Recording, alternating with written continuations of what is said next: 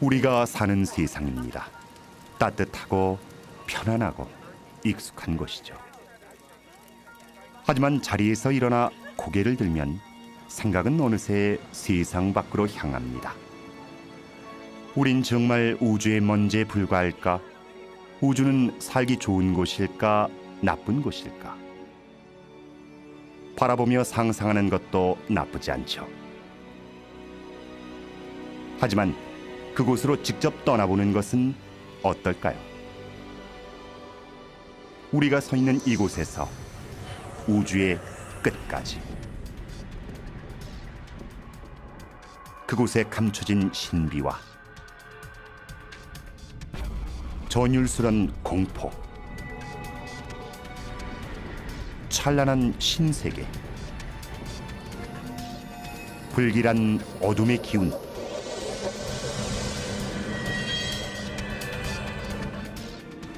시간의 시작,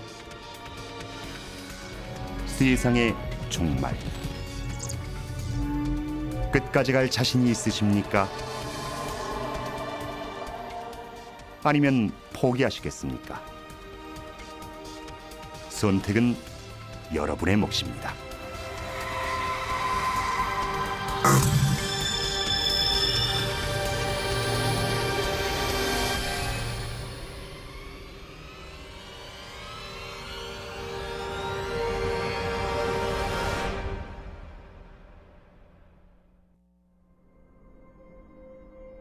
우주의 시작은 겨우 100km 상공이며 지구에서 1시간 거리죠.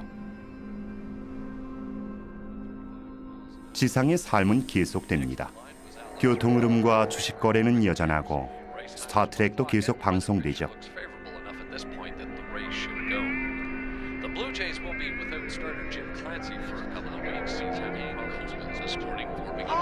Order.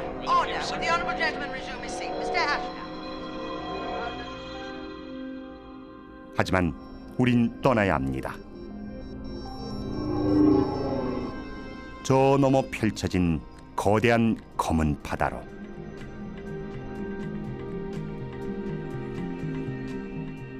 첫 발을 담글 곳은 지구에서 그리 멀지 않은 곳.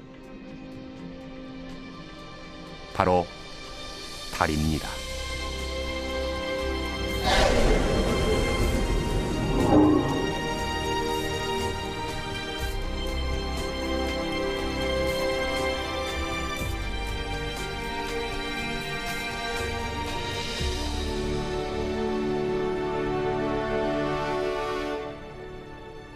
이곳에 다녀간 우주인은 수십 명, 그중 12명이 달에 발을 디뎠죠. 지구에서 겨우 38만여 킬로미터, 우주선으로 3일 거리, 지구를 떠난 지 얼마 되지도 않은 듯합니다.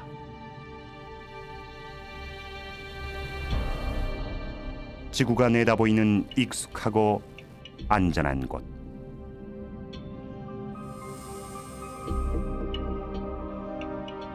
무수한 유성과 소행성의 폭격을 맞은 달은 마치 버려진 전쟁터 같습니다. 지금은 고요한 것을 보니 수백만 년 동안 큰 충돌은 없었던 듯합니다.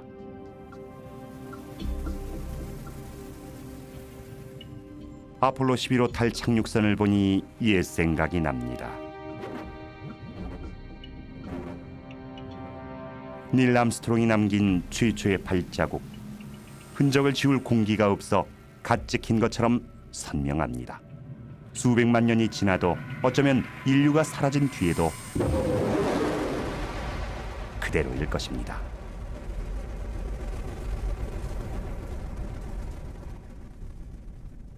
시간이 많지 않습니다.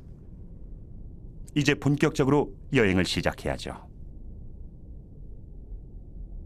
인류의 발길이 닿지 않은 곳까지.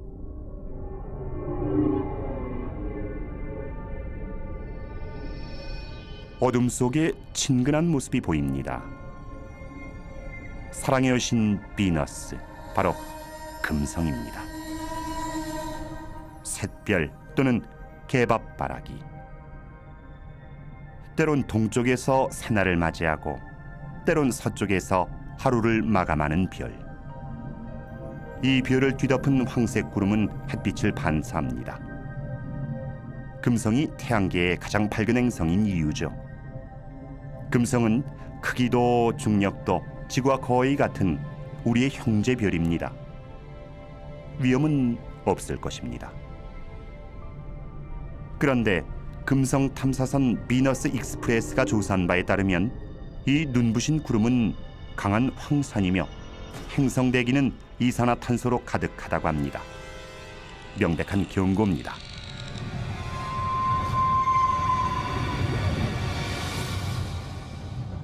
금성은 진노한 여신 같습니다. 숨막히는 대기, 살인적인 기압, 섭씨 500도에 육박하는 뜨거운 대지. 더 있다가는 질식하거나 으스러지거나 문드러지거나 타버릴 것입니다.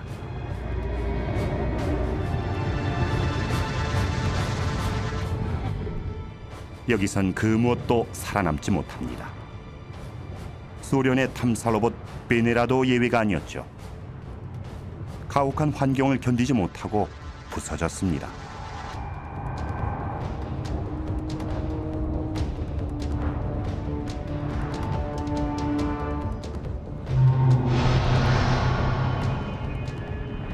지구에서는 그토록 아름답던 여신의 실체는 섬뜩했습니다.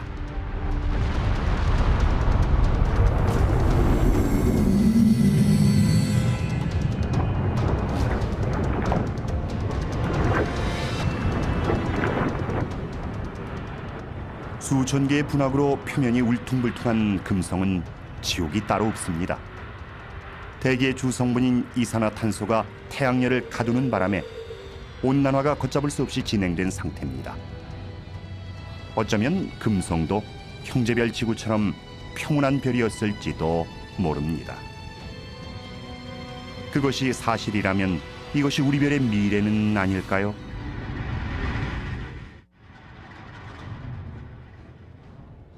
그만 돌아가야 할 것 같은 불길한 느낌이 고개를 듭니다. 하지만 태양엔 묘한 매력이 있습니다. 두려워 감히 쳐다볼 수 없지만 거부할 수 없는 힘으로 우리를 유혹하는 메두사처럼 우린 불 속으로 날아드는 나방입니다.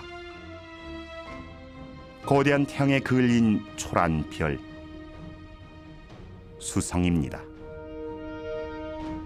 태양에 너무 다가간 별은 이렇게 됩니다. 기온이 극과 극을 오가죠. 밤엔 영하 170도까지 내려가는가 하면 한낮엔 400도를 웃돕니다. 타다가 얼다가 표면에 난 상처는 수성의 험난한 과거를 여실히 보여줍니다. 수성 탐사선 메신저우가 뜻밖의 사실을 알려줍니다. 이 행성이 작은 덩치에 비해 중력이 크다는군요. 보기보다 무겁다는 뜻이죠. 얇은 암석층으로 덮인 커다란 쇠공 같은 수성은 지금보다 훨씬 큰 행성의 핵을 보는 듯합니다. 어쩌면 전 우주를 배경으로 한 핀볼 게임에서 떠돌이 비열이 수성과 충돌해 바깥층을 날려버린 것일지도 모릅니다. 궤도를 벗어난 행성들이 마주치는 모든 것을 여지없이 파괴하는 공간. 우린 그 한가운데 던져진 한없이 작고 무력한 존재입니다. 지금이라도 돌아가야 합니다. 하지만 어느 누가 태양의 매혹적인 광채를 보고 등을 돌릴 수 있을까요? 우리의 빛이자 생명. 우린 전적으로 태양의 의지에 태양을 중심으로 살아갑니다. 그뿐이 아닙니다. 태양은 전차를 타고 하늘을 달리는 그리스 신 헬리오스며 매일 아침 부활하는 이집트 신 라며 스톤헨지에서 떠오르는 하지의 태양입니다. 지난 수백만 년 동안 태양은 신의 얼굴에 가장 가까운 존재였습니다. 지구에서 1억 5천만 킬로미터, 비행기로 20년 거리. 태양이 꺼진다 해도 우린 8분 뒤에야 그 사실을 알 만큼 까마득한 거리입니다. 태양은 지구 100만 개를 합친 것보다 큽니다. 또 중력으로 태양계 전체를 움직일 만큼 무겁습니다.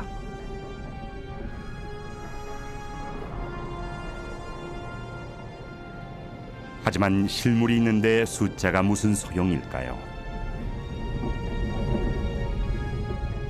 매일 어김없이 우리 머리 위에 떠오르는 친숙한 태양. 가까이 보니 너무나 낯선 모습입니다. 산압계 유동치는 백열가스. 그 온도는 무려 5,000도를 넘습니다. 중심부는 수천만 도에 이를 것으로 추정됩니다.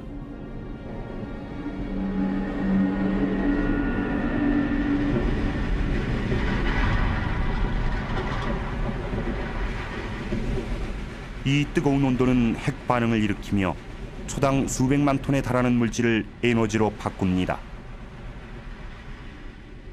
인류가 생산한 총 에너지보다 많죠. 지구에서 보고 느끼는 빛과 열이 바로 이 에너지입니다. 하지만 가까이에서 본 느낌은 사뭇 다릅니다. 전기와 자기의 작용이 아주 활발하죠. 홍염이라고 하는 고리 모양의 거대한 백열가스에서 방출되는 것입니다.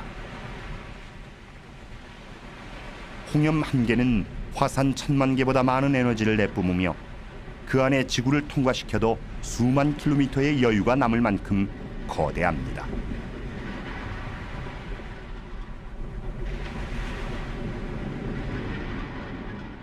홍염이 솟구친 자리엔 비교적 온도가 낮은 층이 드러나는데 이것이 흑점입니다. 주변 온도보다 조금 낮은 탓에 검어 보이지만 지구에 있는 어떤 물질보다 뜨거우며 크기도 어마어마합니다. 어떤 것은 지름이 5만 킬로미터를 넘는 것도 있습니다. 플레어입니다. 전날 뛴 고온의 가스가 분출하면서 강한 방사선을 내뿜는 현상이죠.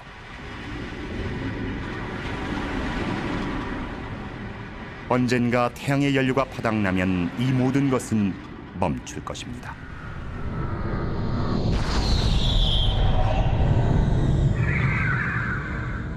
태양이 죽으면 지구의 운명도 끝입니다.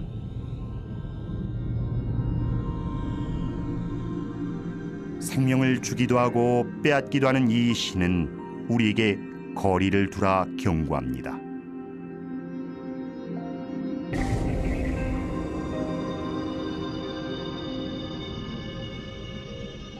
길 잃은 혜성이 너무 가까이 왔군요. 태양열을 받아 증발하면서 수백만 킬로미터나 되는 긴 꼬리를 만들고 있습니다.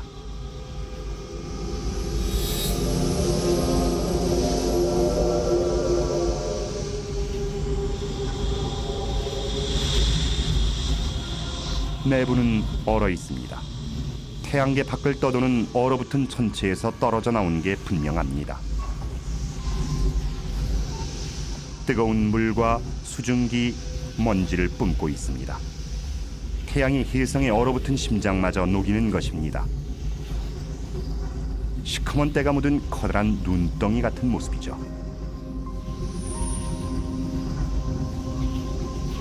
이 작은 티끌들은 유기물 같습니다.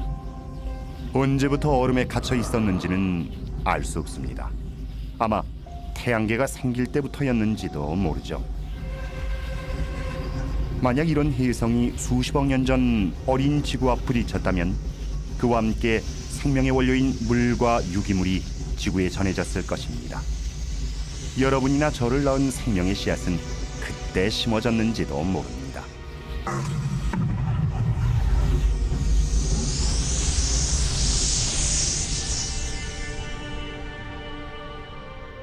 이것이 지금 지구에 떨어진다면 어떨까요?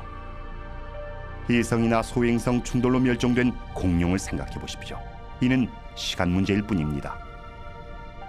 그 전까지 대책을 마련하지 못한다면 언젠가 우리도 공룡과 같은 길을 가게 될 것입니다. 지구는 무사합니다. 적어도 지금은 말이죠. 만약 지구가 멸망하면 우린 돌아갈 곳이 없습니다. 척박한 우주 공간을 정처 없이 떠도는 미아가 돼 새로운 지구를 찾아야 합니다. 햇빛과 물과 공기가 있고 너무 춥지도 덥지도 않아 사람이 살기 좋은 곳, 이 넓은 우주 어딘가엔 그런 곳이 반드시 있을 것입니다.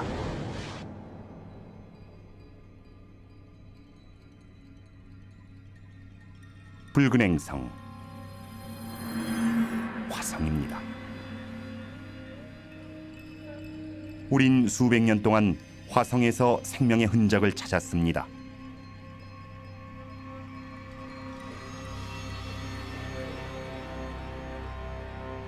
이곳 어딘가 외계 생명체가 있을지도 모릅니다. 하지만 그게 사실이라면 역사서와 과학서를 새로 써야 하는 것은 물론 우리의 세상은 발칵 뒤집힐 것입니다. 모든 것이 달라질 수도 있다는 말입니다.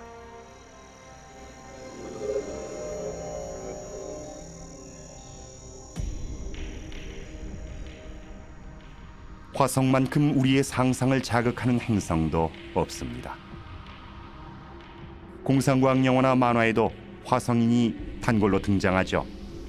물론 모두 지어낸 얘기지만 이곳에 정말 뭔가 살고 있지는 않을까요? 하지만 이곳은 이미 죽은 별입니다. 생명을 지탱해줄 모든 활동은 이미 수억 년 전에 멈춘 상태. 지금의 화성은 거대한 붉은 화석에 불과합니다.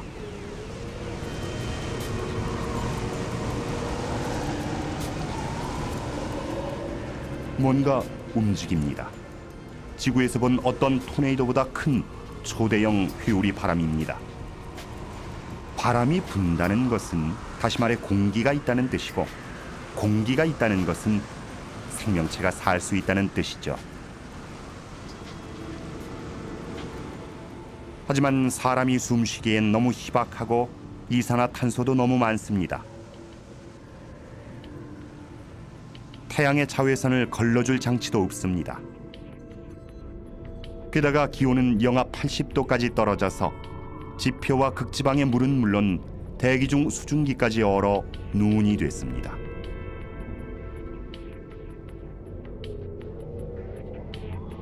생명이 살 것 같지 않은 곳이지만 지구엔 극심한 더위와 추위를 견디는 생물이 있고 가장 깊은 바다 속에도 생명이 살아갑니다.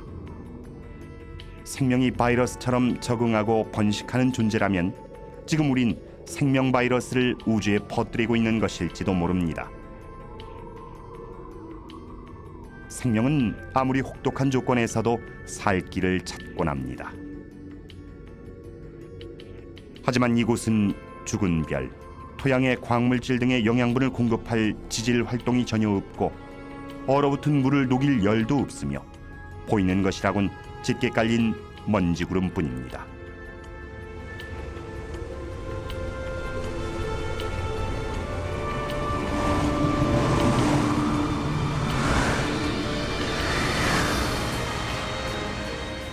하지만 이것을 잊으면 안 되겠죠. 거대한 고대 화산 올림푸스 몬스. 에베레스트 산보다 무려 3배나 높고 스페인 땅을 거의 다 덮을 정도로 넓은 산입니다. 1970년대에 발견된 이후 사화산으로 알려졌죠.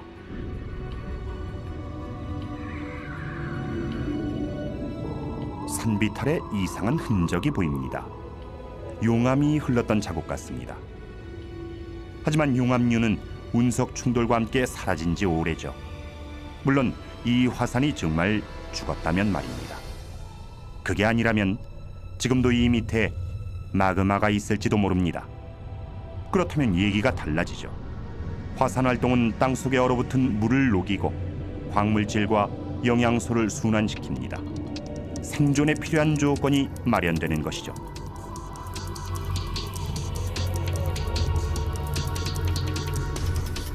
이에 비하면 그랜드 캐년은 도로에 난 틈입니다. 끝도 없이 펼쳐진 이 협곡은 북아메리카 대륙 전체를 가로지를 듯합니다. 이곳에서는 침식이 일어났던 것 같군요. 협곡 바닥엔 강이 마른 듯한 흔적도 보입니다. 화산 활동으로 녹아내린 땅속 얼음이 이 거대한 협곡을 따라 흘렀는지도 모르죠. 이런 활동은 지금도 얼음을 녹일 수 있고 물을 만들 수 있습니다. 물이 있는 곳이라면 생물도 살 수 있죠. 이곳에 물이 흐른다면 살아있는 생물이 있을 가능성도 있습니다. 적막한 풍경 사이로 움직이는 것은 미국의 탐사 로봇 오퍼튜니티호입니다. 이 황량한 벌판이 먼 옛날 생명체가 살던 호수나 바다였다는 증거를 찾고 있는 것이죠.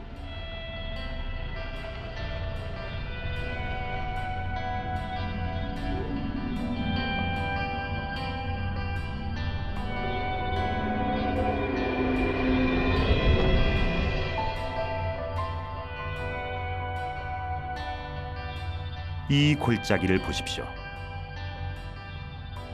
화성 탐사선은 이 위를 지나갈 때마다 새로운 골짜기를 발견합니다. 화성이 생동하고 있다는 또 다른 증거죠. 골짜기를 만드는 것이 이 밑에 흐르는 물이라면 그 물에 생명체가 살 수도 있다는 뜻이니까요.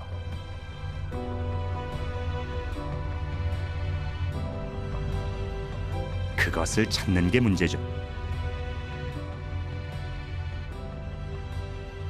어쩌면 그것은 화성이 아닌 지구에 있는지도 모릅니다. 지구의 생명체가 여기서 비롯됐다는 학설이 있습니다. 화성이 소행성과 충돌하면서 미생물이 풍부한 화성 파편이 우주로 떨어져 나와 어린 지구에 떨어졌고 그곳에 생명의 씨앗을 심었다는 설이죠. 우리가 화성에 이토록 이끌리는 것도 인류의 고향이기 때문은 아닐까요?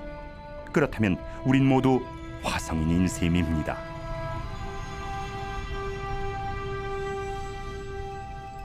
이곳은 우리가 알던 화성이 아닌 끊임없이 변화하는 활기찬 행성이었습니다. 태양계에서 가장 활발히 연구된 화성조차 잘 모른다면 우리가 모르는 것은 얼마나 많을까요? 우주엔 더 많은 비밀이 숨어 있을 것입니다.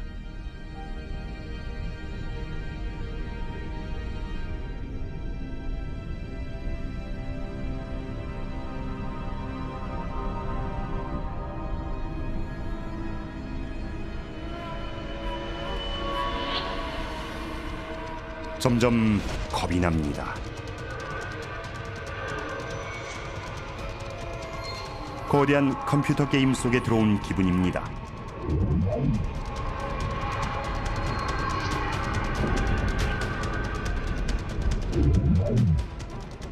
하지만 너무 생생합니다.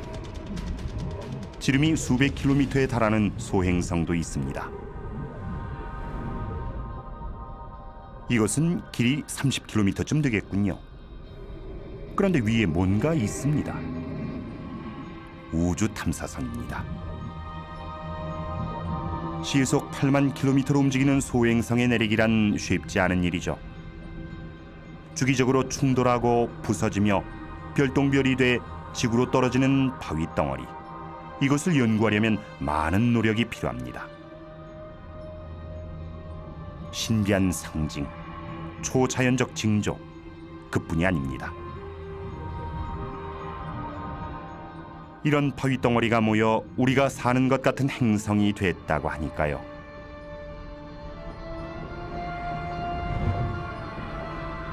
지구에 떨어진 운석의 나이를 따져보면 지구가 45억 년 전에 태어났음을 알 수 있습니다.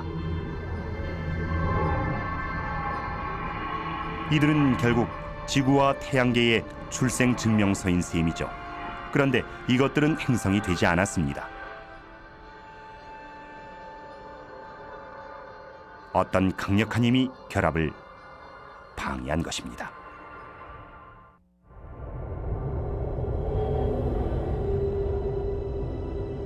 목성, 덩치 좀 보십시오. 지구보다 1000배 이상 클 듯합니다. 나머지 행성이 다 들어가도 될 만큼 거대합니다. 이 정도 크기면 인력이 주변에 큰 영향을 미치죠. 그래서 소행성들이 행성이 못 되는 것입니다. 보십시오. 미용이 넘칩니다. 하지만 가까이 들여다보면 꼭 그렇지만 않습니다.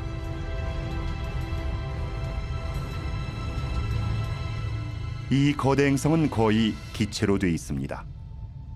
이곳에 내리면 한없이 빠져들어가 지면에 닿지 못할 수도 있습니다. 또한 목성의 수려한 외관은 격렬한 운동의 결과입니다. 행성이 맹렬한 속도로 자전하면서 시속 수백 킬로미터의 바람을 일으키고 이것이 줄무늬와 소용돌이, 회오리 구름을 만들어내는 것이죠. 그리고 이것은 그 유명한 목성의 대적점, 태양계에서 가장 크고 사나운 폭풍이죠. 지구의 3배가 넘는 큰 폭풍이 300년 이상 몰아치고 있는 것입니다. 휘몰아치는 이 구름은 뇌우를 일으킵니다. 지구에 치는 번개보다 10,000배나 강력한 것이죠.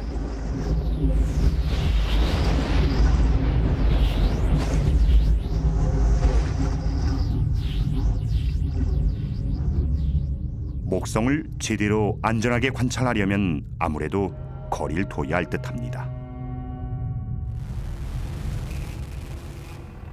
극지방에서 너울대는 것이 지구의 오로라처럼 아름답군요.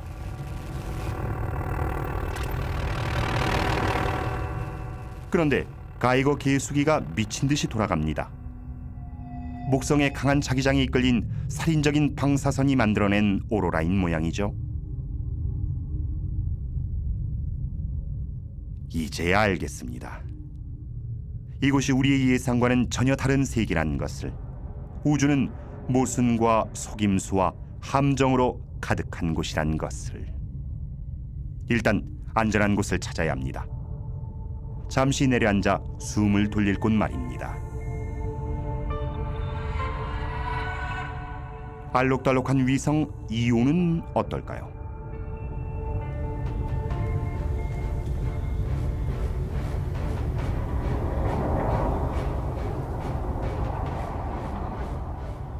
울긋불긋한 색의 정체는 녹아내린 바위와 유황, 화산, 뜨거운 화산재와 유황이 수백 킬로미터 위로 치솟고 있습니다. 안전하긴커녕 태양에 버금가는 위험천만한 곳입니다. 우주의 끝으로 가는 우리의 여정은 어느새 생존 싸움이 돼버렸습니다. 하지만 이 모든 위험이 지나면 진정 경이로운 광경이 우리를 기다리고 있을 것입니다.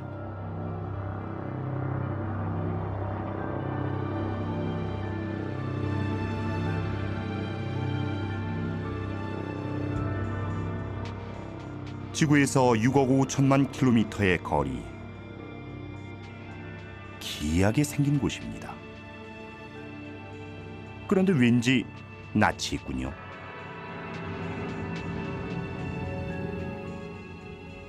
얼음으로 뒤덮인 갈라진 땅이 북극을 보는 듯합니다.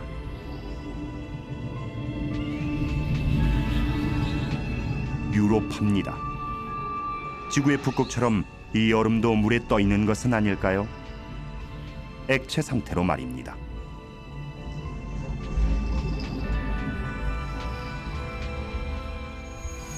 흥미로운 이야기죠. 하지만 태양에서 8억 킬로미터 떨어진 유로파가 꽁꽁 얼지 않았을 리 없습니다.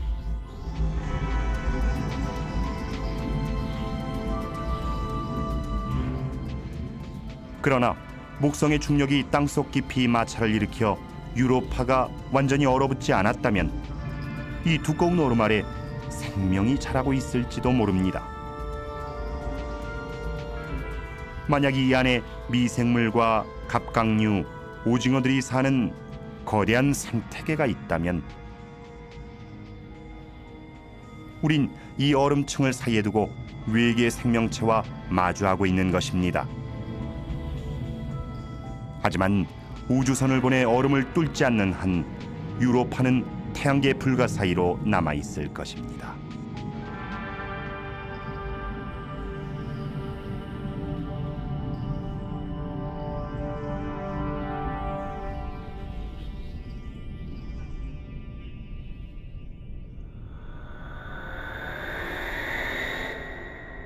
우리의 꿈속에 상상 속에 언제나 존재하는 별. 그 별이 지금 우리 눈앞에 있습니다. 태양계 행성 중 가장 아름다운 보석 토성. 우린 이것을 보려고 이 험한 길을 달려왔나 봅니다. 토성엔 신비한 무언가가 있습니다. 거대한 기체 덩어리인 토성은 물에 뜰 정도로 가볍습니다. 토성의 고리는 지구에서 달의 거리만큼 넓게 퍼져 있지만 두께는 몇백 미터에 불과합니다. 토성 탐사선 카시니호에 희미한 전파가 잡힙니다. 토성의 극지방 오로라에서 나오는 듯합니다. 이것이야말로 별의 노래 아닐까요? 카시니호의 조사에 따르면 이 고리는 토성의 중력에 부서진 위성의 잔해일 것이라고 합니다. 이 다시 없는 장관은 파멸의 흔적이었습니다.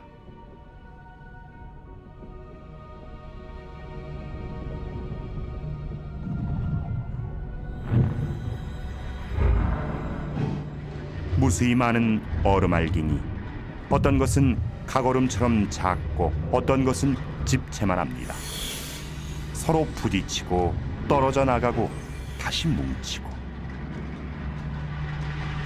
초창기 태양계를 보는 듯합니다. 먼지와 기체가 갓 태어난 태양 주위를 돌고 인력이 신기한 작용을 하던 시대.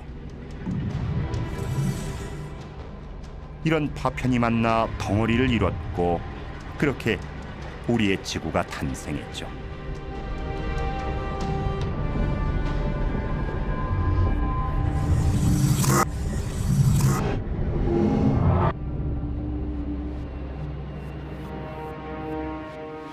토성의 아름다운 자태에 넋을 놓고 있을 수만은 없습니다.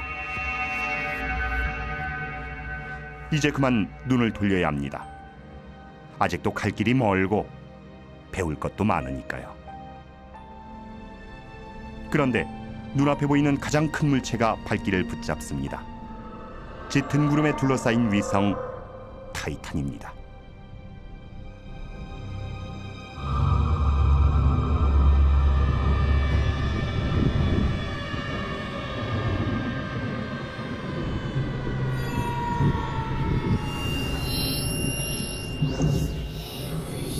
이곳엔 대기가 있는 것 같군요.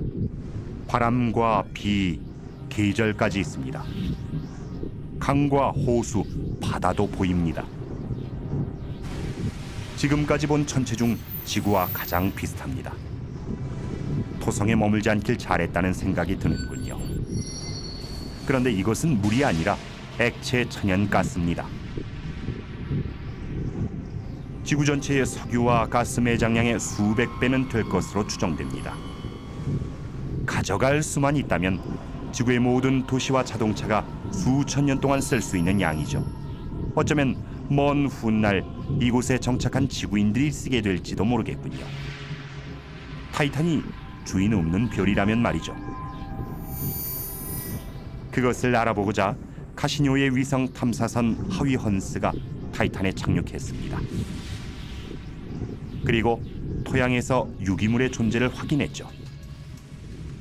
하지만 이곳의 기온은 영하 180도. 생명체가 되기엔 불가능한 조건입니다. 타이탄이 더워진다면 모르지만요. 태양은 점점 뜨거워질 것입니다. 그렇게 되면 수십억 년 전 지구에서 그랬듯 이곳에도 수많은 생명이 싹틀 것입니다. 지구가 너무 뜨거워지면 우린 타이탄에 정착할지도 모릅니다. 그때는 이 머나먼 별이 인류의 고향이 되겠죠.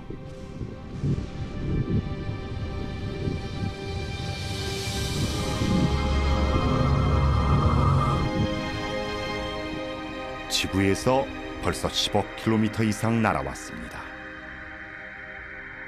여기서부터 지구는 우리 시야를 벗어납니다.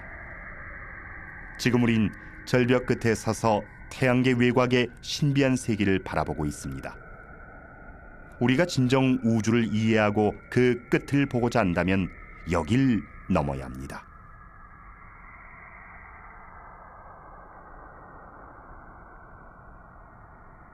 지구에선 보이지 않아 미지의 영역으로 남아있던 곳. 이곳은 태양계의 변두리입니다. 깊은 바다로 뛰어드는 기분입니다.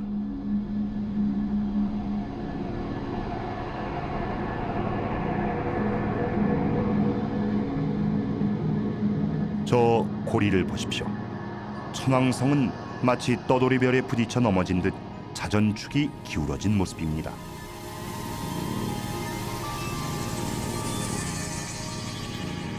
불안이 엄습합니다. 벌써 자신이 없어지고 쓸쓸하기만 합니다. 우주의 끝에 가도 이런 기분이 들 것만 같습니다.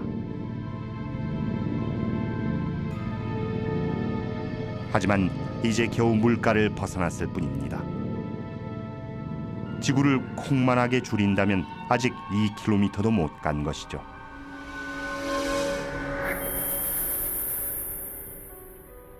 태양계 끝까지 가려면 아직도 2만 km를 더 가야 합니다.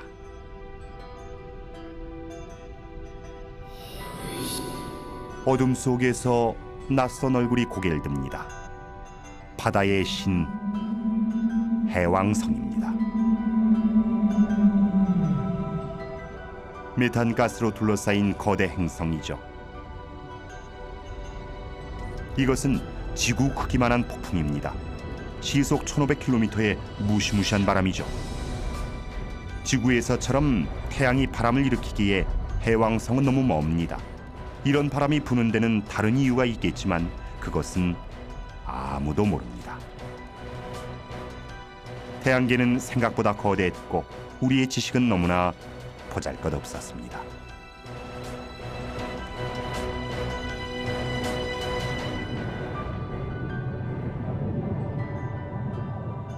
발을 디딜 만한 곳을 찾아 좀 더 깊이 들어갑니다. 드디어 가스덩어리가 아닌 단단한 위성을 찾았습니다. 트리톤입니다. 단단하긴 한데 불안해 보입니다. 간헐천입니다. 수상한 검댕을 뿜어내는 우주 굴뚝이죠. 이 위성은 해왕성의 자전 방향과 반대로 공전합니다. 이 성난 위성은 결코 이길 수 없는 별들의 힘겨루기라 할 수 있죠. 해왕성은 엄청난 중력으로 트리톤을 잡아당겨 속도를 늦추고 있습니다.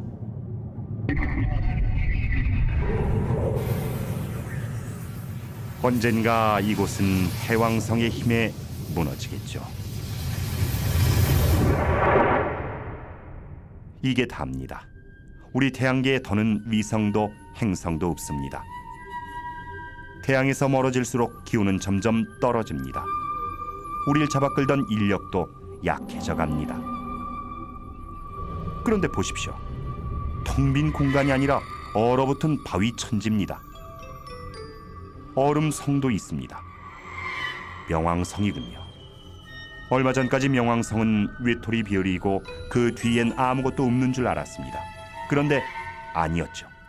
천체는 더 있었습니다. 발견된 지 얼마 안 돼 이름도 정해지지 않았습니다. 플루티노, 얼음난쟁이, 휴비원조. 하지만 뭐라고 부르든 뜻하는 바는 한 가지입니다. 태양계가 우리 생각처럼 단순하지 않다는 것이죠. 지구에서 130억여 킬로미터, 태양 주변을 도는 천체 중 현재까지 관측된 가장 먼 천체, 2003년에 발견된 작은 얼음성 세드나. 공전 주기는 만년, 태양과의 거리는 최대 1300억 킬로미터입니다. 잠깐, 여기 또 뭔가 있습니다. 지구에서 160억 킬로미터를 날아온 우주 탐사선 보이저 1호입니다. 이 알루미늄 덩어리와 안테나가 아니었다면 우린 거대 행성들의 모습과 그 위성의 존재를 알지 못했겠죠. 이것은 총알보다 20배나 빠르게 이동하며 지구에 자료를 보냅니다.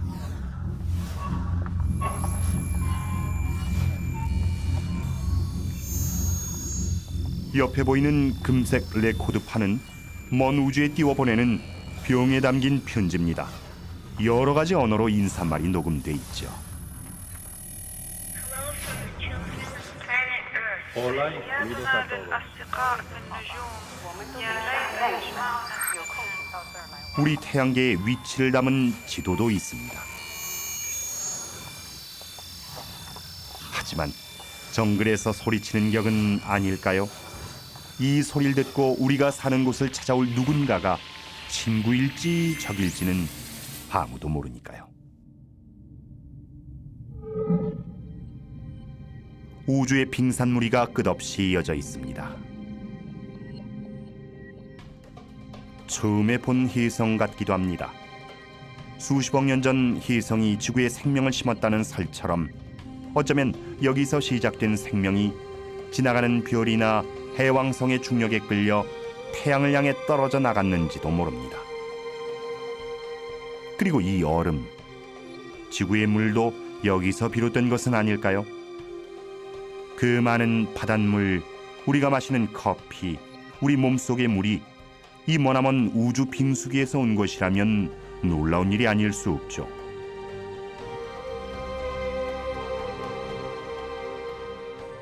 지구에서 800만의 100만 배인 8조 킬로미터 거리. 하지만 이제 걸음을 뗀 것에 불과합니다. 우린 앞으로 몇 조 킬로미터를 더 가야 하니까요. 돌아보는 것은 여기까지. 이제 더 먼 곳으로 나갈 때입니다. 저 앞에 펼쳐진 드넓은 우주, 선간 공간으로.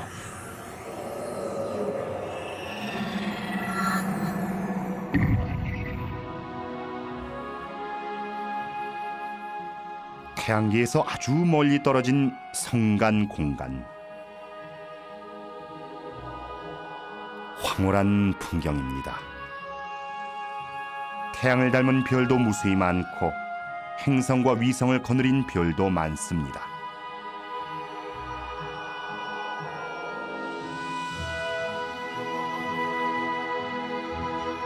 어디로 가야 할지 모르겠군요.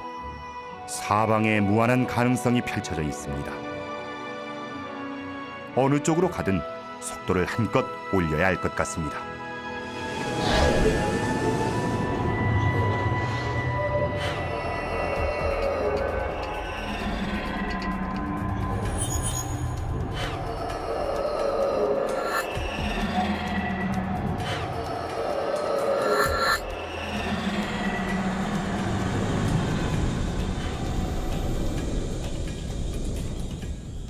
지구에서 40조 킬로미터, 우주선으로 15만 년 거리. 하지만 이제 겨우 이웃 태양계에 왔을 뿐입니다. 알파 켄타우리. 별이 하나가 아니라 3개입니다.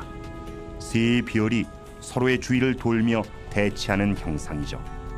인력으로 서로를 끌어당기는 한편 무서운 속도로 공전하며 달아나려 합니다.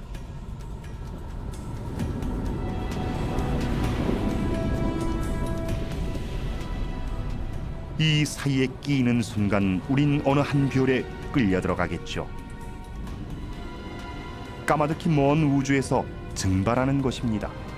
몇 킬로미터인지는 무의미합니다. 이제부터 단위는 광년이 됩니다. 한 줄기 빛은 1년 동안 10조 킬로미터를 갑니다. 따라서 40조 킬로미터는 지구에서 4광년 거리죠. 머리가 어지럽군요. 얼마나 먼 거리인지 짐작하기도 어렵습니다. 그래도 가슴이 뜁니다. 저 너머엔 어떤 세계가 기다릴까요? 우주의 끝에 가면 갈 수 있다면 과연 무엇을 만나게 될까요?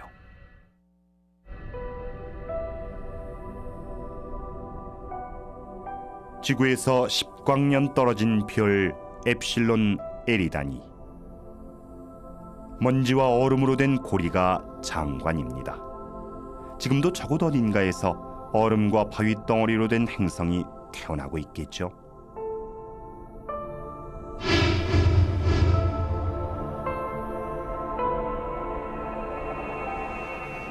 사방의 소행성과 혜성입니다.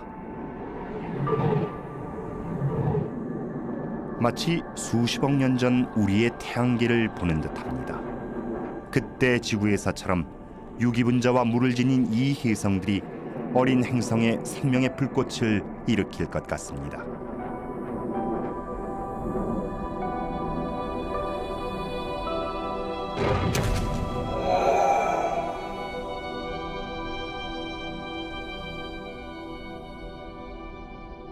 이 모든 것의 중심에 있는 별은 우리의 태양보다 작습니다.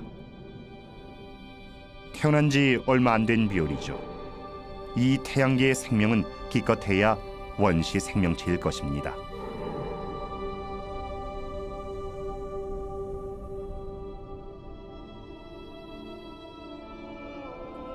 어딘가 더 성숙하고 진화된 태양계가 있겠지만 그것을 찾는 일은 건불밭에서 바늘 찾기일 것입니다.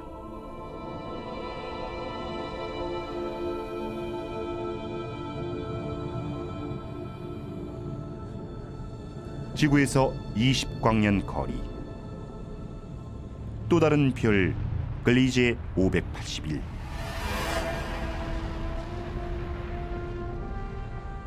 우리의 태양과 비슷한 나이입니다.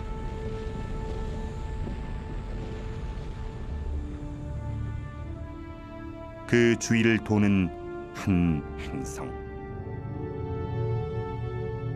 중심별에서 딱 적당한 거리입니다. 더 가까우면 물이 증발해버리고 더 멀면 얼어버리겠죠. 생명이 진화하기에 이상적인 조건입니다.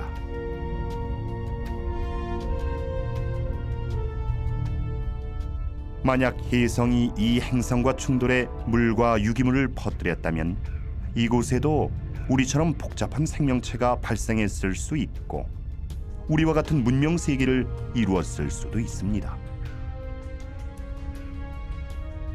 그렇다면 지금쯤 이 행성에서 지구의 TV 신호를 수신해 우리의 20년 전 방송을 보고 있을지도 모르죠.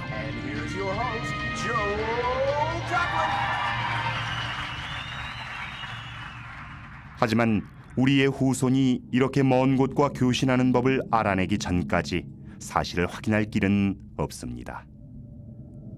그들과 우리는 서로의 존재를 모른 채 비슷한 삶을 살아가는 것이죠.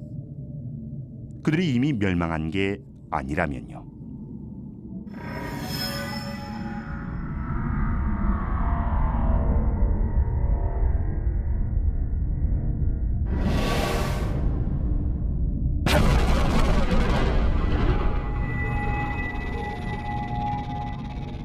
혜성의 문제는 이겁니다.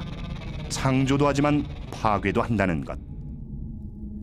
6,500만 년 전 공룡이 남기고 간 교훈이 그것이죠.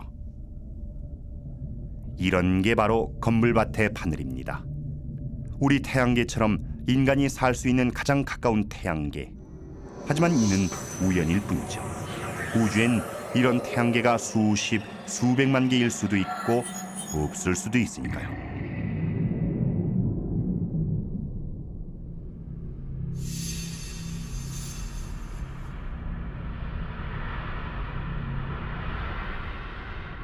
엄청난 크기군요. 자세히 보니 벨레로폰이라는 행성입니다.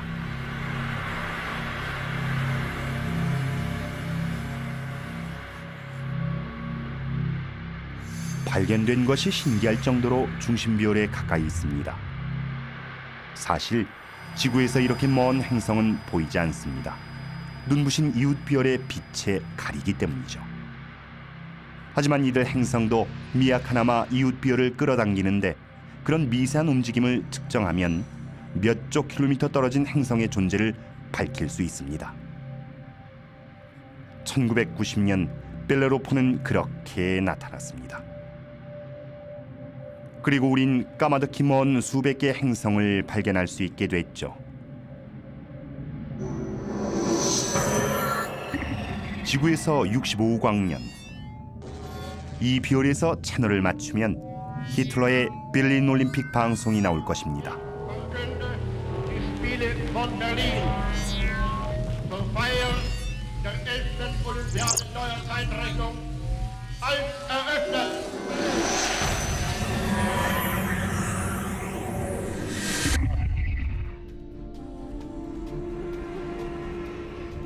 쌍둥이 별, 악마의 별 알골입니다. 불길한 변화 때문에 옛날 사람들이 두려워하던 별이죠. 두 별이 겹칠 때마다 지구에선 별이 깜빡이는 것처럼 보입니다. 가까이 보면 더 이상합니다. 한 별이 다른 별의 인력권 안으로 팽창해 점점 끌려 들어가고 있습니다. 지구에서 100광년 가까이 떨어진 곳, 여기서 귀를 기울이면 최초의 라디오 방송이 희미하게 들립니다. We appreciate it if anyone hearing this broadcast would communicate with us. We are very anxious to know how far the broadcast is reaching. 소리가 그쳤습니다. 여기서부터는 지구의 흔적을 전혀 느낄 수 없습니다. 저 너머의 외계인들은 우리의 존재조차 알 수 없겠죠. 바닷가에 서서 밤하늘을 바라보며 우주와 인간의 존재를 생각하던 때가 마치 전생처럼 멀게 느껴집니다. 눈앞에 펼쳐지는 경이로운 풍경에 감사한 마음이 듭니다. 우리가 사는 세계를 보여주기 때문만이 아니라 전 우주의 과거와 미래관에 얘기해주기 때문이죠.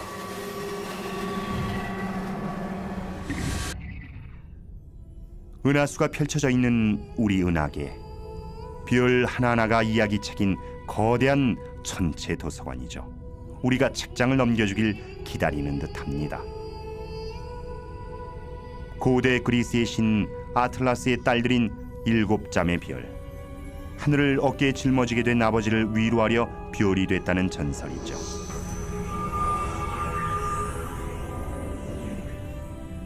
거대한 별 베텔게우스,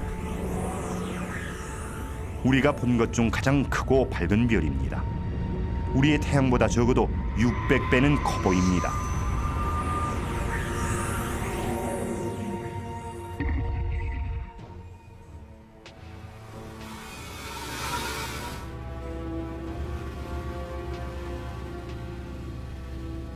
그런데 이것은 별이 아니군요. 행성도 아니고 우리가 본 어떤 것과도 다릅니다.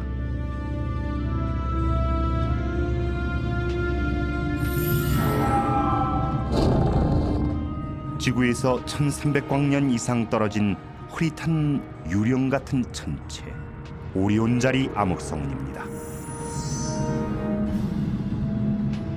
앞이 안 보이는 자욱한 먼지와 가스에 둘러싸여 사방이 가로막힌 느낌입니다. 더 깊이 들어가자 둥근 빛이 나타납니다. 이 빛에 끌려 들어간 먼지와 기체는 점점 뜨거워지고 결국 불타는 가스 덩어리에 녹아듭니다. 마치 우리의 태양을 축소한 듯한 작은 별입니다. 내본도는 수백만 도, 핵반응이 시작될 정도로 뜨겁습니다. 우리의 태양이 방대한 복사 에너지를 방출하며 계속 빛날 수 있는 힘의 원천이죠. 이것이 별의 탄생입니다.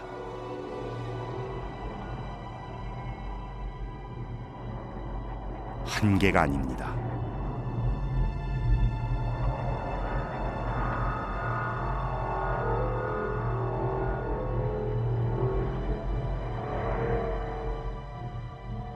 오리온자리 암흑성운은 거대한 별 생산 공장이었습니다.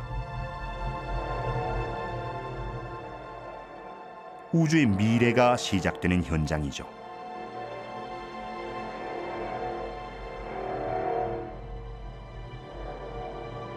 위험과 공포가 가득한 우주를 상상한 우리에게 우주는 자신의 위대한 창조물 별의 탄생을 보여주었습니다.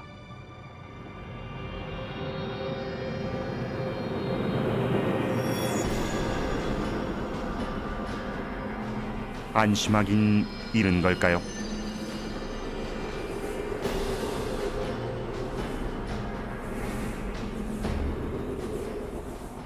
시속 20만 킬로미터의 맹렬한 기세로 가스가 터져 나옵니다. 먼지와 가스 기둥이 끝없이 솟구칩니다.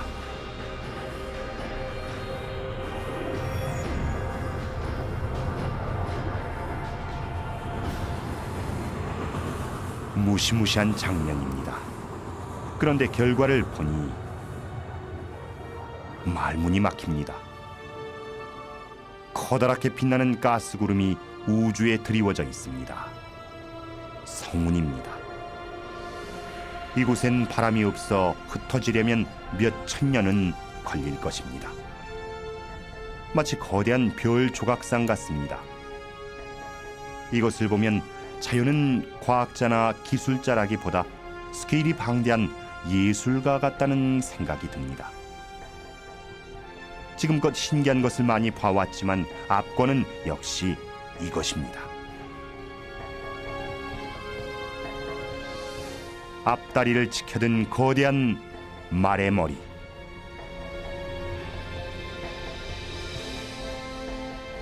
별이 태어나고 자라고 그 다음엔 어떻게 될까요? 죽을까요? 조용히 사그라질까요? 아니면 펑 하고 사라질까요?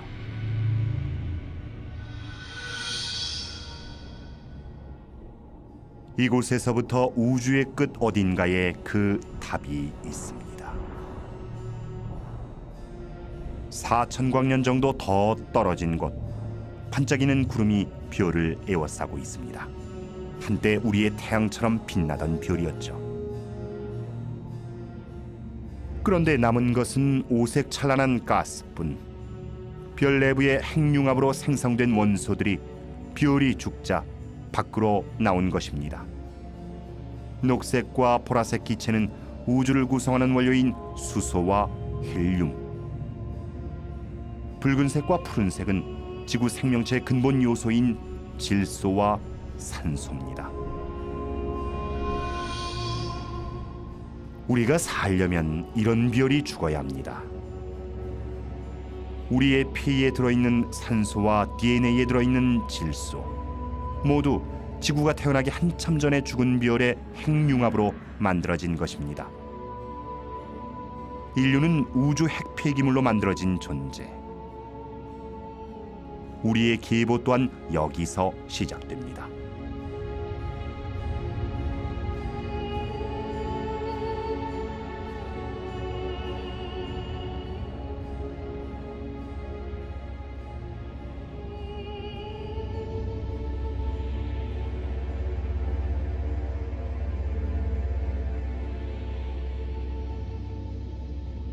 이 중심에 있는 것은 앙상한 별,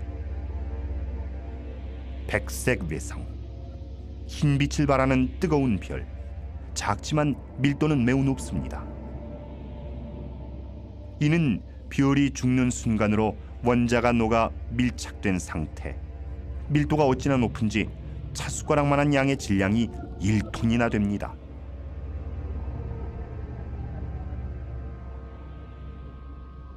이는 태양의 쓸쓸한 운명을 보여줍니다. 지금으로부터 60억 년 뒤 태양은 백색 외성이 됩니다. 태양의 죽음은 곧 지구의 종말을 의미하죠. 지금까지 얼마나 많은 세상이 뜨고 졌을지, 얼마나 많은 별의 역사가 묻혀버렸을지 문득 궁금해집니다.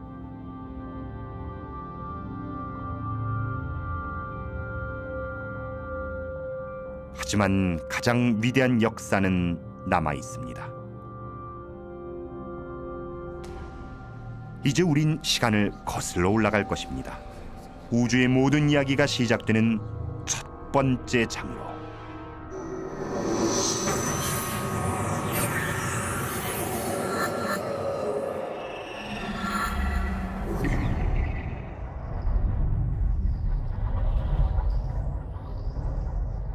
죽은 별의 잔해가 흩어져 있습니다.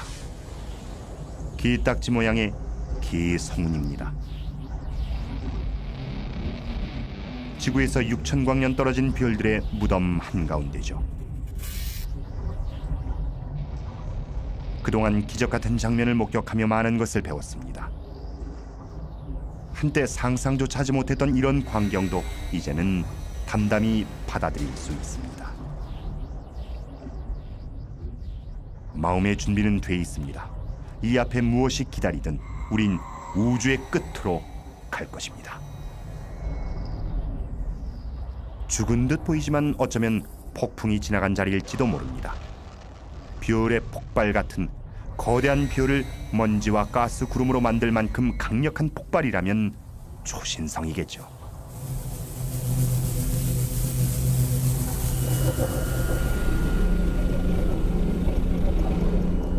폭풍의 눈입니다. 맥동하며 자전하는 별 벌써.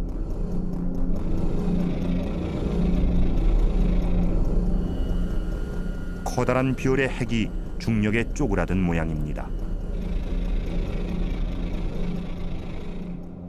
지름은 겨우 20km지만 밀도는 상상을 초월하죠. 핀 끝만한 양이 많으면 수백만 톤은 될 것입니다. 피겨스케이팅 선수가 제자리에서 돌면서 팔을 안으로 모으듯 이 별도 부피가 줄수록 회전이 빨라집니다. 양쪽으로 내쏘는 황선, 에너지, 방사선, 초당 30회의 고속 회전, 거대한 먼지와 가스구름. 펄서가 내뿜는 방사선의 양은 태양보다 많습니다.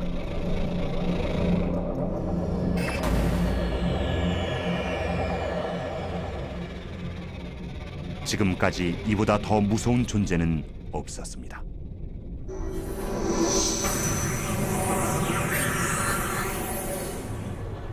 처음에 봤다면 겁에 질렸겠죠. 하지만 이제는 압니다. 모험 없이는 기적도 없다는 것을. 악몽을 두려워하면 꿈꿀 수 없다는 것을.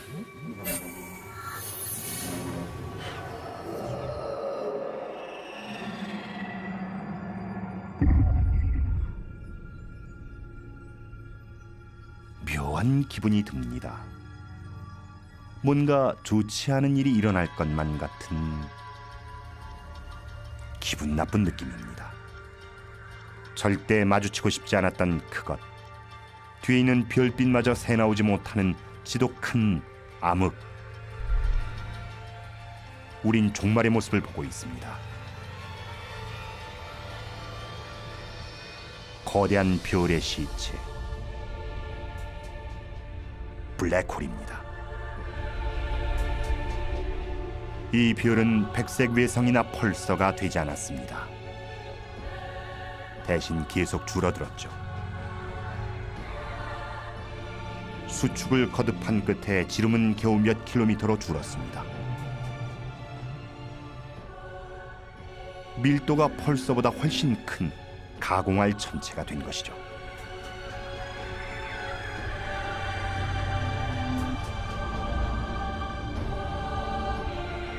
너무 가까이 가면 다시는 돌아오지 못합니다. 왜 블랙홀인지 알겠군요. 그 중력이 너무 강해 빛조차 빠져나오지 못합니다. 단단한 바위 덩어리인 소행성도 블랙홀의 구멍에 빨려 들어가면서 점점 늘어나고 있습니다. 이 안에 우리가 아는 물질은 존재하지 않습니다. 시간도 공간도 없으며 모든 물리학 법칙마저 무시되죠.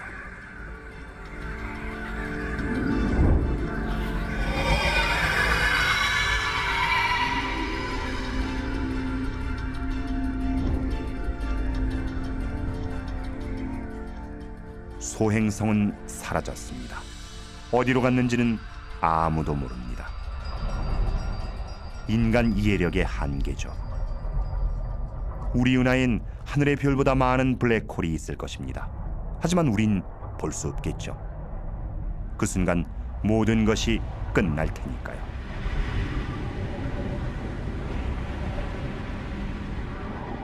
끝이 보이지 않는 나락으로 서서히 사라져가는 이 별처럼.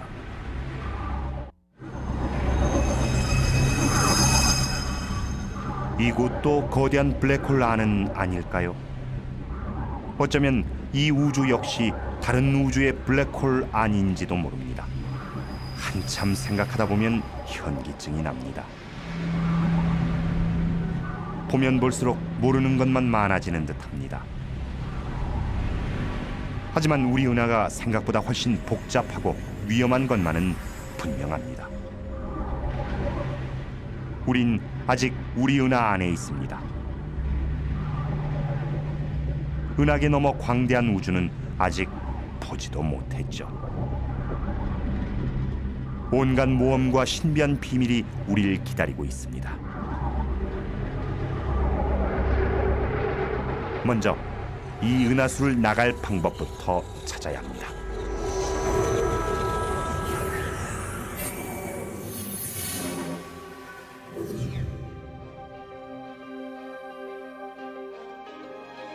지구에서 7,000광년 떨어진 곳.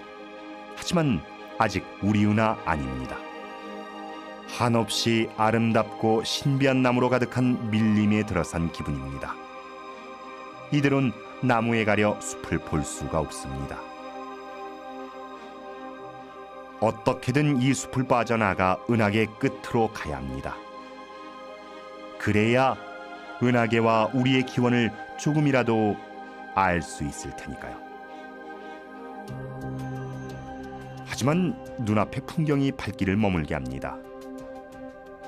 찬란히 빛나는 구름 위로 피어오르는 거대한 먼지 기둥. 이것이 창조의 기둥입니다. 먼 은하계로 통하는 문 같습니다. 양쪽 기둥에 조그만 것들이 박혀 있습니다. 별의 씨앗을 품고 있는 것이죠. 별 하나가 우리의 태양계만 합니다. 자연의 창조력에 또 한 번 고개가 숙여집니다. 하지만 매혹적인 광경에 빠져 언제까지 넋을 잃고 있을 수만은 없습니다. 우린 은하계 끝을 향해 떠나야 합니다.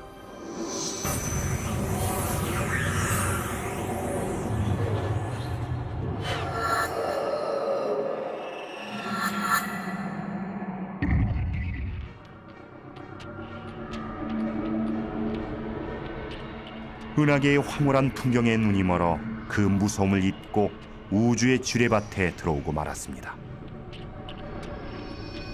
별에서 터져나온 거대한 가스구름이 마치 느린 화면처럼 움직입니다. 우리 태양보다 100만 배는 더 밝은 거대한 별. 그것이 붕괴되고 있습니다. 연료가 떨어진 것입니다. 에너지원이던 핵반응은 서서히 멈추고 별은 마지막 순간을 맞습니다. 결국엔 중심핵이 급격히 무너지고 그곳에서 새로운 블랙홀이 탄생하겠죠.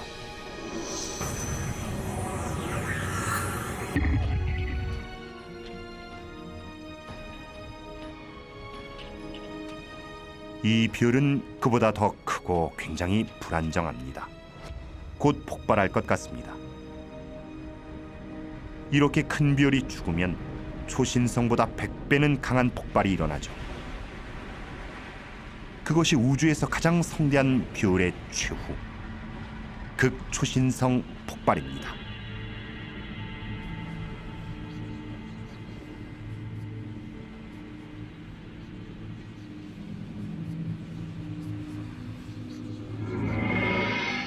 붕괴된 핵은 블랙홀이 됩니다.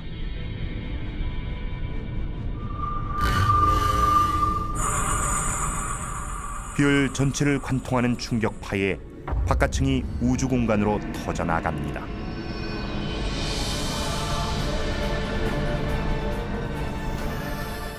치명적인 방사능이 퍼집니다. 근처에 있던 운 나쁜 행성을 파멸로 몰아가기에 충분한 양이죠. 4억 5천만 년 전 지구의 모든 생물이 절멸하다시피 했던 사건의 원인도 이것이었을지 모릅니다.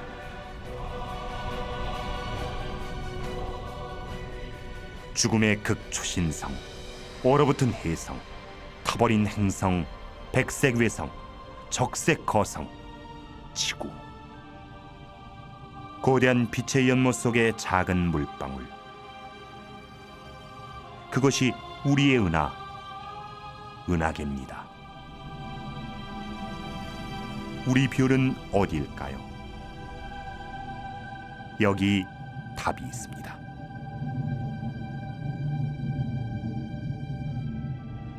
과거와 현재의 문명, 지금까지 살아온 전 인류, 아주 작은 벌레, 가장 높은 산, 모두 보이지 않는 존재입니다. 작은 점도 안 됩니다.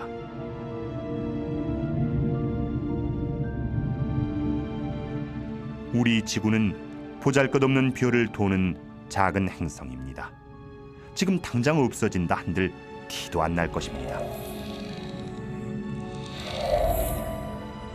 하지만 지금까지 본 곳들은 우리가 살고 싶은 곳도 살 수 있는 곳도 아니었습니다. 지구에서 멀리 떨어진 지금에야 그 가치를 알 것 같습니다.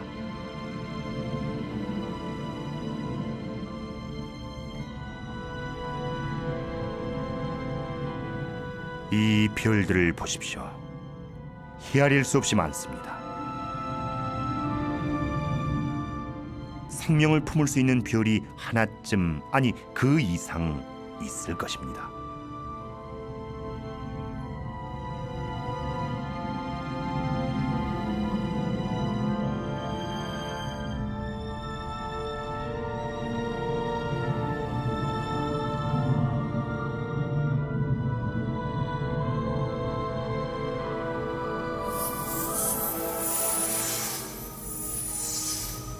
별이 촘촘히 모인 이 대성단이 그곳인지도 모르죠. 1970년대 천문학자들은 우리 DNA의 세부 구조와 태양계 지도가 담긴 메시지를 이쪽으로 보냈습니다. 하지만 이렇게 먼 곳까지 그 메시지가 닿으려면 적어도 2만 5천 년은 걸립니다. 우리가 아직 외계 생명체를 보지 못했다고 해서 우주에 다른 생명이 없다고 단정할 수는 없습니다. 발달된 외계 문명의 수를 추산할 수 있는 방정식이 있습니다. 계산 결과 놀라운 결과가 나왔죠.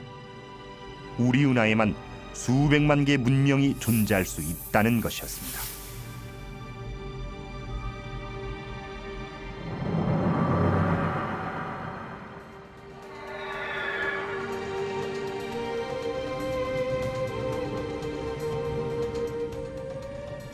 지금까지 본 것은 모두 우리 은하 아니었습니다.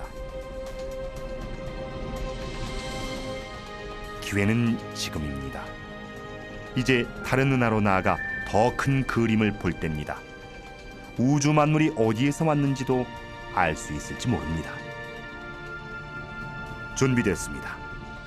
우리가 사는 태양계와 우리 은하를 떠나 은하간 공간으로 곧 출발할 것입니다.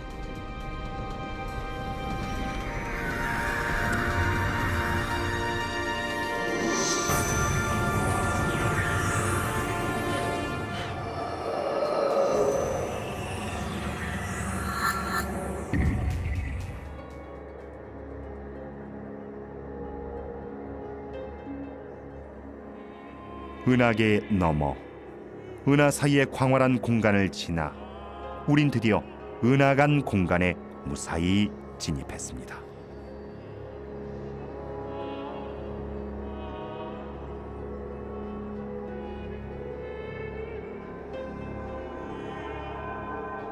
이곳엔 시야를 막는 것이 없습니다. 가장 가까운 은하도 수백만 광년이나 떨어져 있으니까요.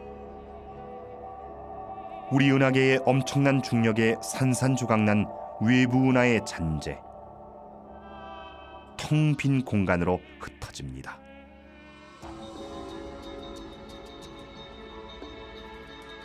이곳은 우주에서 가장 완벽한 진공에 가까운 상태지만 정말 아무것도 없는 것은 아닙니다. 기체가 희미하게 남아있고 먼지도 10개 흩어져 있습니다. 그뿐이 아닙니다. 암흑물질도 있습니다. 우린 볼 수도 느낄 수도 맛볼 수도 만질 수도 계량할 수도 없는 불가사의한 물질이죠. 하지만 우주 구성 성분의 90% 이상을 차지할 만큼 흔한 것입니다. 암흑물질이 정말 존재한다면 세상에 빈 공간이란 없으며 이곳 또한 물질로 둘러싸여 있다는 뜻이 됩니다. 그 존재를 증명하는 것은 이 물질이 은하에 미치는 힘입니다. 이것이 그 예죠. 대마젤란운.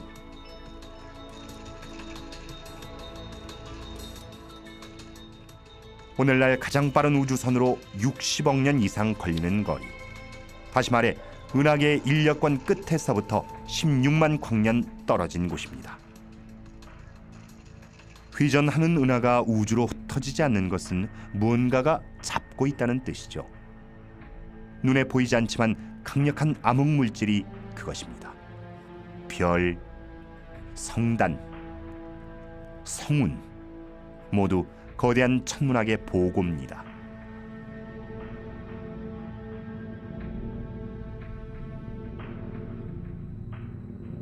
이것은 꼭 반짝이는 진주 목걸이 같습니다. 불덩어리였군요. 강력한 폭발과 함께 퍼져나가고 있습니다. 초신성입니다. 이 빛은 1987년 지구에서 육안으로 관찰할 수 있었을 정도로 굉장히 밝습니다. 게다가 연쇄 핵반응을 일으킬 만큼 격렬해서 원자를 융합해 새로운 원소를 만들어내죠. 그렇게 생겨난 금, 은, 백금 등의 물질은 우주로 튕겨나갑니다.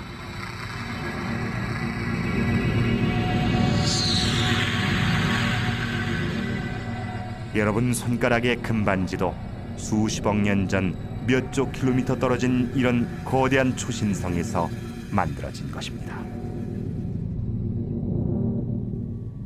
지구에서 바라본 우주는 동떨어진 세계였습니다. 하늘에 떠있는 전혀 다른 세계. 그런데 아니었죠. 우주의 이야기가 곧 우리 모두의 이야기였습니다.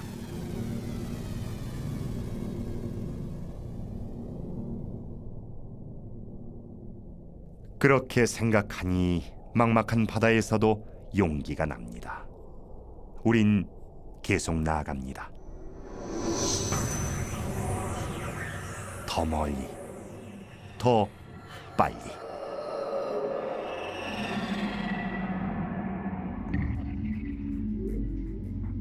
이것은 250만 광년 떨어진 곳에 있는 안드로메다 은하. 거의 시속 100만 킬로미터로 이동하고 있습니다. 우주의 모든 것은 폭탄의 파편이 튀듯 멀어집니다. 우리가 보는 이 은하는 아프리카 초원에 유인원을 닮은 인류의 조상이 나타났을 때의 모습이죠.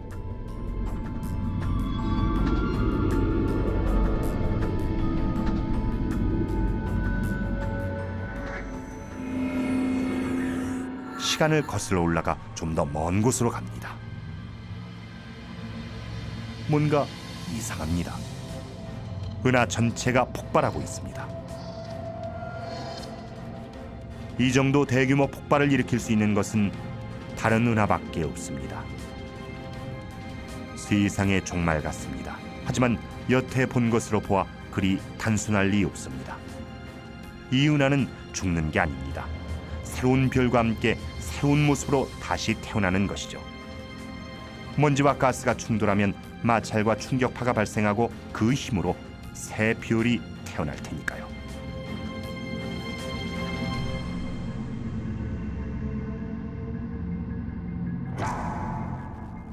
혼돈 속에도 질서가 있고 무한한 변화에도 패턴이 있습니다.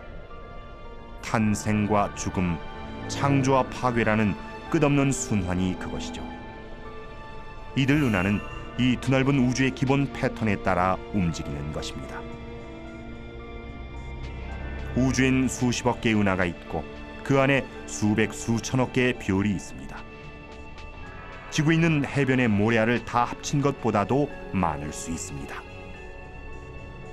지금 존재하는 별만 따져도 그렇다는 얘기죠.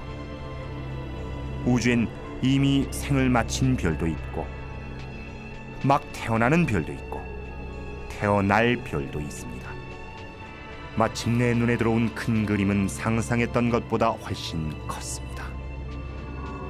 이 바람개비 은하는 지구에서 굉장히 먼 은하입니다. 지금 지구에서 메시지를 보내면 이곳까지 오는데 2700만 년이나 걸릴 정도죠. 우리 인류 또는 지구가 그 답신을 받을 때까지 존재하기나 할까요? 아마 아닐 것입니다.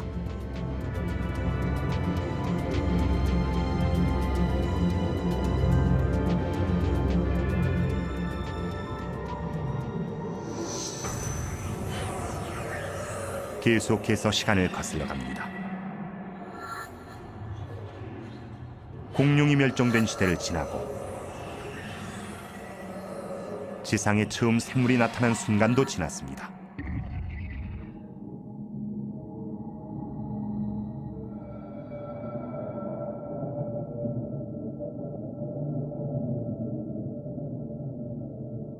지구에서 20억 광년 거리, 우주의 끝이 다가옵니다.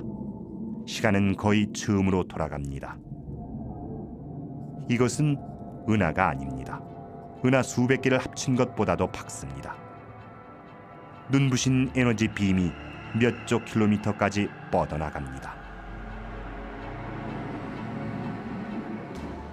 이렇게 크고 밝은 것이라면 힘도 어마어마할 것입니다. 경험으로 보아 우주에서 힘은 곧 위험을 뜻합니다. 우주에서 가장 위험한 천체, 준성 같습니다. 정말 그렇다면 목적지를 눈앞에 둔 이곳에서 우리의 여행도 끝나는 것일까요?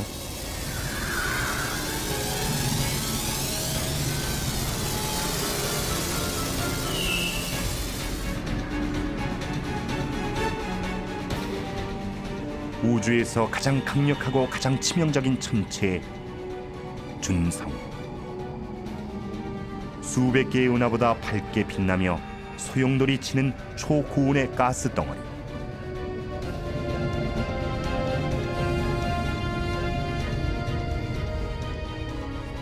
가공한 힘의 원천은 이 거대한 짐승의 심장부에 있습니다. 태양 10억 개의 질량과 맞먹는 어둠의 핵, 초대형 블랙홀이 그것이죠.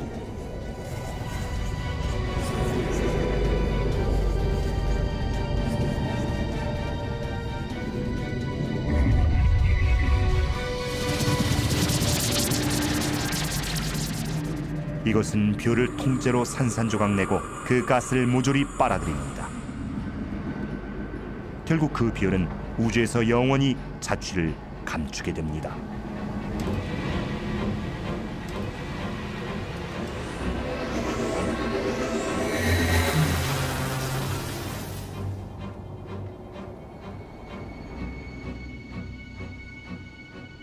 우린 우주의 가장 무서운 힘을 목격했고 그 파괴력이 얼마나 굉장한 것인지도 알았습니다. 남은 곳은 우주의 끝. 이제 거의 다 왔습니다.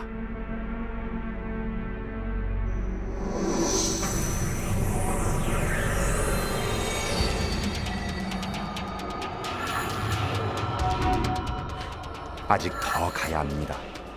미지의 영역으로 넘어가려면 더 빨리 움직여야 합니다.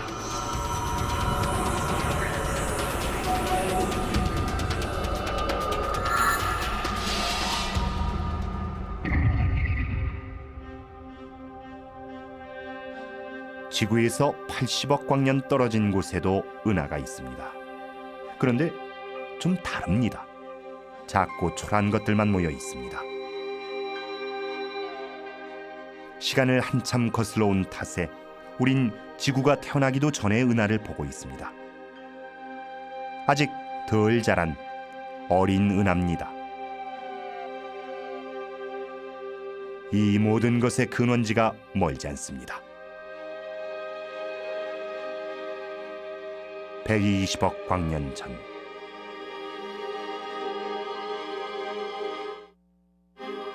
이 은하들을 보십시오. 캄캄한 바닷속을 떠다니는 원시 플랑크톤 같습니다.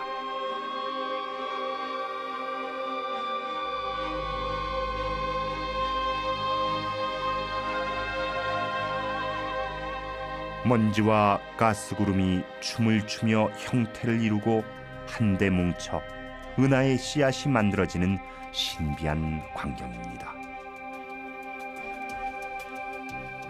우리 은하도 이렇게 태어났겠죠.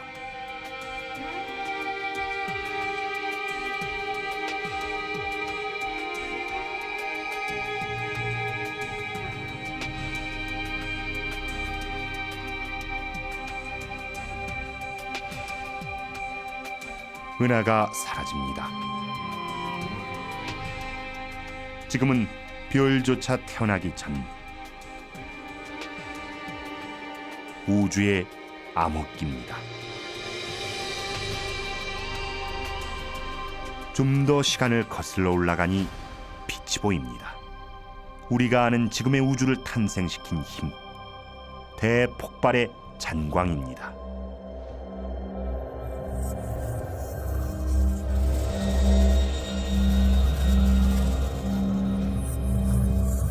거의 다 왔군요.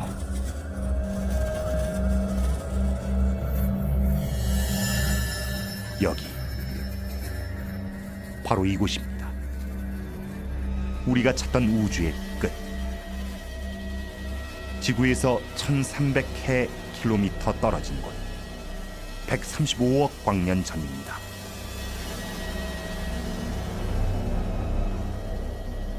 우주 역사상 가장 격렬한 창조의 순간, 빅뱅이 일어나던 바로 그 순간입니다. 이 세상 모든 것은 이때부터 존재했죠.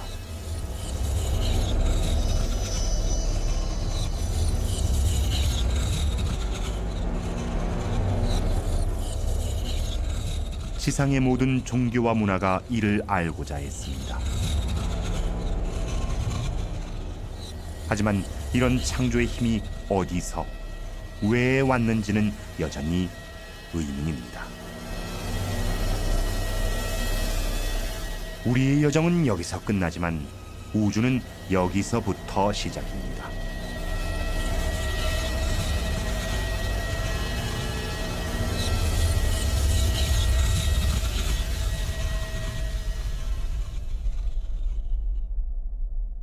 한없이 작고 뜨거운 고밀도의 점이 폭발합니다.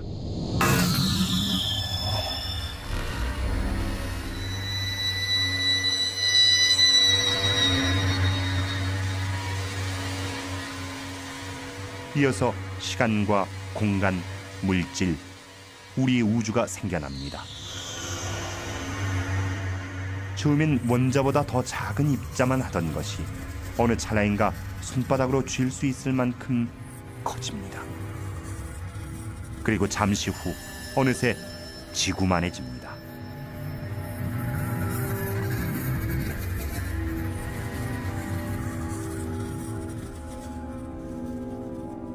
빅뱅에서 터져나온 빛은 지금 이 순간에도 희미한 전파 형태로 퍼져나가고 있습니다.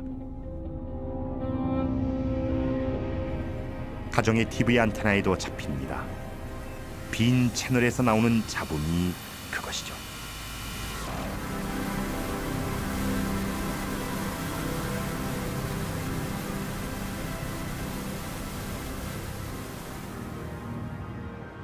이젠 폭발의 충격파를 타고 거슬러 온 시간을 되돌아갑니다.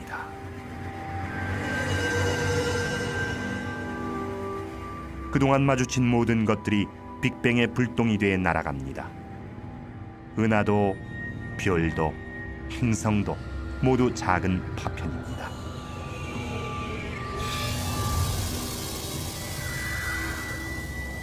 다시 우리 은하계로,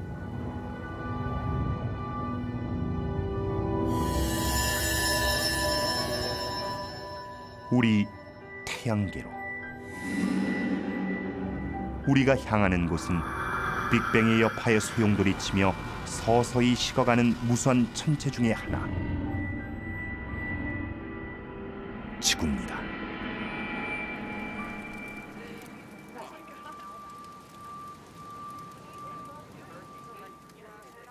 우린 과거로 거슬러 올라가 미래를 봤습니다. 30억 년 뒤 거대한 안드로메다 은하가 우리 은하와 충돌합니다. 새 은하가 탄생합니다. 살아남은 태양과 그 행성들은 새 은하를 도는 커다란 궤도 안으로 던져집니다. 이후 태양은 적색 거성이 돼 수성과 금성을 삼켜버리고 초토화된 지구에서는 모든 생명이 자취를 감춥니다.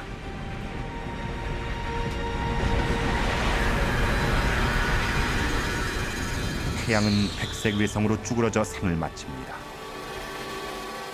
주변 별들도 죽어갑니다. 그리고 그 자리에 백색 외성과 펄서, 블랙홀이 생깁니다. 은하계는 그렇게 사그라집니다.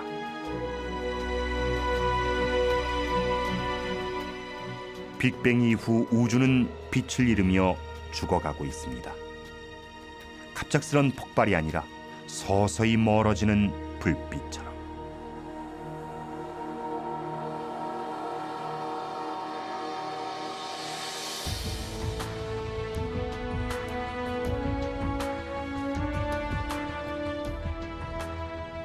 하지만 죽어가는 우주를 벗어날 길이 어딘가 있을 것입니다.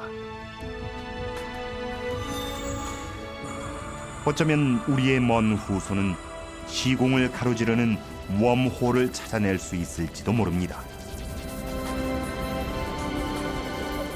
어딘가 또 다른 우주가 있다면 우리 후손은 쇠락한 우주를 떠나 비슷한 곳을 찾아갈 것이고, 그곳에서 또 다른 젊은 지구를 만날 수 있을 겁니다. 운이 좋으면 그들은 새로운 우주에 정착해 그곳을 고향이라 부르게 될 것입니다.